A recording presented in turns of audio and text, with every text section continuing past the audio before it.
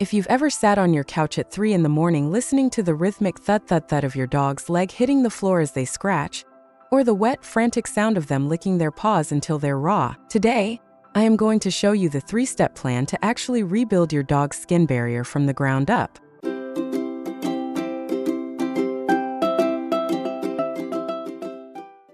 Your dog isn't itchy because they need another bath, and they aren't scratching because they have a bad attitude.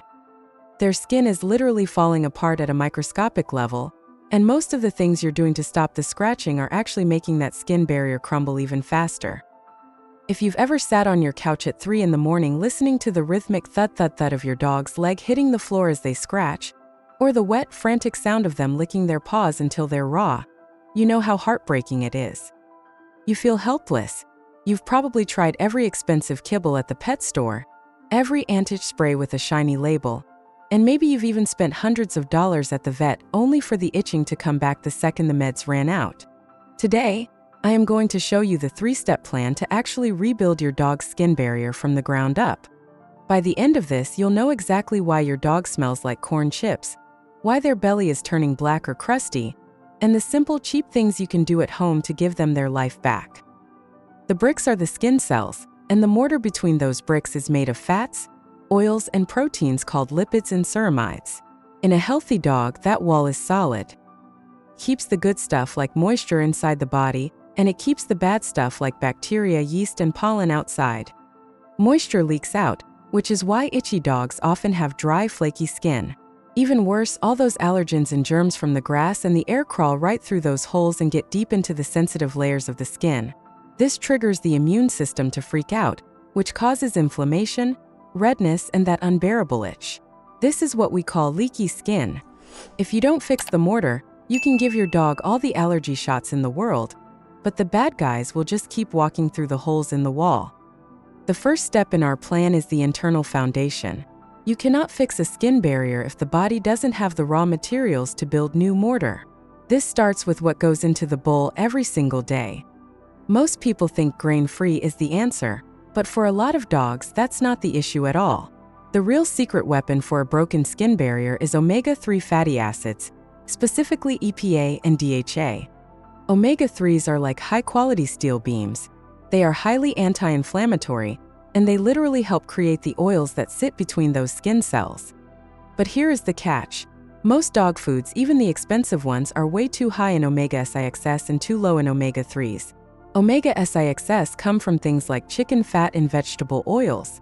While they are necessary, too many of them actually fuel inflammation. It's like pouring gasoline on a fire. To fix this, you need to add a high-quality, cold-pressed fish oil or green-lipped mussel oil to their meals. Don't just grab the cheapest bottle on the shelf, because if fish oil is exposed to heat or air, it goes rancid, and rancid oil causes even more inflammation. You want to see high levels of EPA and DHA on the label. Within about 3 to 4 weeks of adding this to their diet, you'll notice the skin feels less crispy, and the coat starts to get that healthy shine back. That shine is literally the mortar finally showing up to work. Also, we have to talk about the yeast beast. Does your dog smell like a bag of Fritos? Do they have brown gunk in their ears or between their toes? That's yeast, and yeast loves sugar. Most commercial dog treats and even many kibbles are packed with hidden sugars and starches like potatoes, peas, and corn. When your dog has a broken skin barrier, yeast moves into those holes in the brick wall and throws a party. To stop the itch, you have to starve the yeast. Switch those starchy treats for things like plain freeze-dried beef liver, or even bits of fresh cucumber. By lowering the sugar, you stop feeding the infection that's making the itch 10 times worse. The second step is the external shield. This is where almost every dog owner makes a huge mistake. When our dogs get itchy and smelly, our first instinct is to scrub them.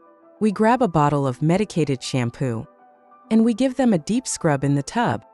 But if your dog has a broken skin barrier, frequent bathing with the wrong products is like sandblasting a crumbling building. Most shampoos, even some labeled for dogs, have a pH level that is way too harsh. Your dog's skin is much more alkaline than human skin.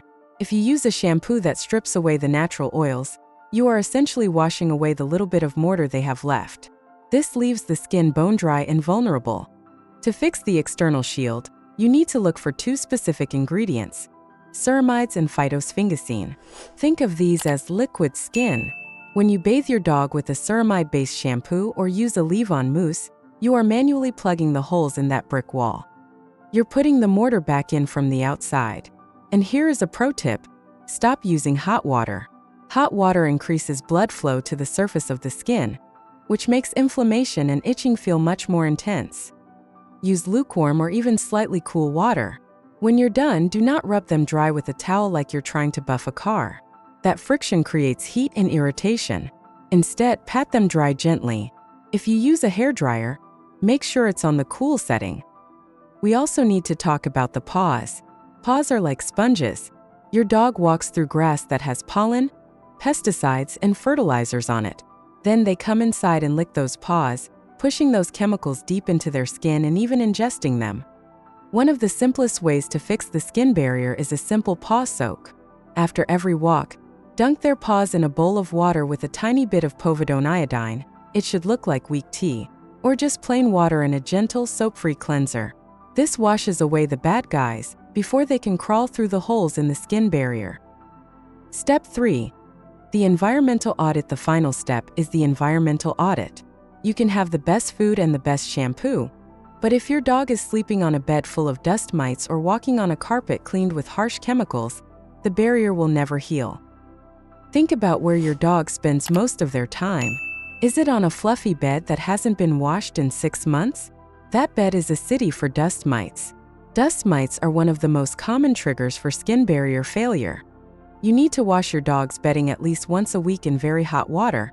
But, and this is a big but, you must use a fragrance-free, dye-free detergent. The spring meadow scent in your laundry soap might smell great to you, but it is a chemical nightmare for a dog with leaky skin. Also, consider your floors. If you mop with a strong-smelling floor cleaner and your dog immediately lays down on that damp floor, those chemicals are soaking directly into their belly skin. This often causes what looks like a red belly or a rash. Switch to simple cleaning solutions like diluted white vinegar and water. It's safe, it kills bacteria, and it won't strip the oils off your dog's skin. Now, here is the biggest challenge you're going to face. When you go to the vet, they will often prescribe steroids or powerful anti-itch drugs.